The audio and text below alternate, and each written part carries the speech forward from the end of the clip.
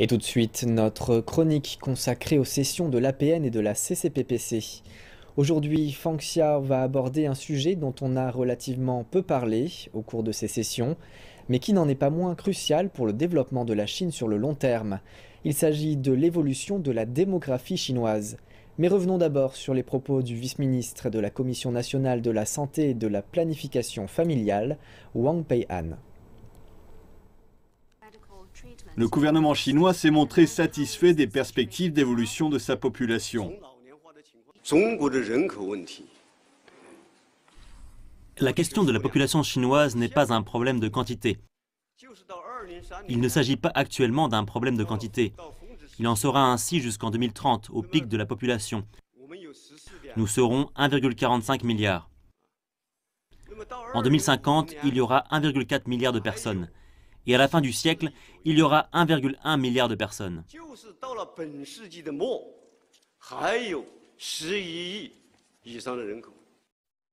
Le plafonnement de la population chinoise est donc confirmé pour 2030. Le gouvernement cherchait depuis plusieurs décennies à mettre fin à la hausse de sa population. La priorité est maintenant d'endiguer le vieillissement de la population. À cet effet, le gouvernement a mis fin en 2015 à la politique de l'enfant unique et autorisé tous les couples à avoir 2 enfants. L'heure était venue de faire un premier bilan.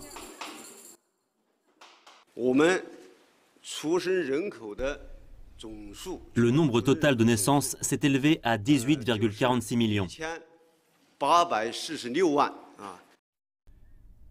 Cela représente quelques 2 millions de naissances de plus que les années passées, un record depuis l'an 2000. Le taux de fécondité de la Chine s'est ainsi élevé à 1,7 en 2016, contre 1,5 à 1,6 entre 2000 et 2015. L'assouplissement du contrôle des naissances a donc eu des effets notables.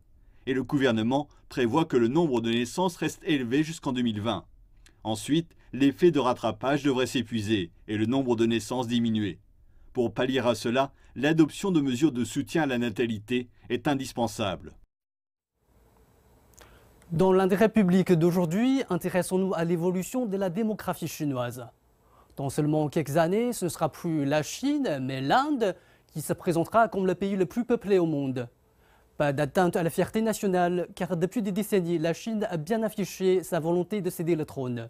Pour cause, la couronne pèse lourd sur l'environnement et les ressources du pays. Tout de même, la main-d'œuvre chinoise restera pendant encore longtemps la plus importante.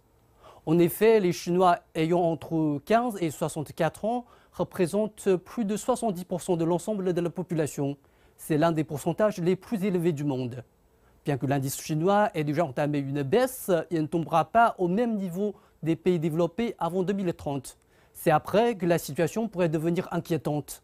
Et comme on ne peut pas avoir 15 ans du jour au lendemain, il faut s'attaquer au problème assez tôt.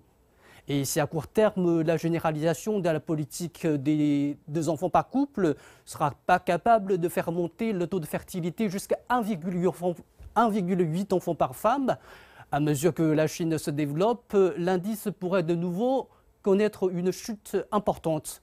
En fait, le taux de fertilité est très faible dans les pays de l'Asie de l'Est, même au Japon qui subit une pénurie de main-d'œuvre de plus en plus criante. Donc il est déjà temps d'encourager les jeunes à avoir plus d'enfants. Mais pour l'instant, ils y sont plutôt réticents. Les raisons principales, difficulté pour les femmes de développer leur carrière, pas assez de temps ni assez d'infrastructures pour s'occuper des enfants et une trop grande pression financière.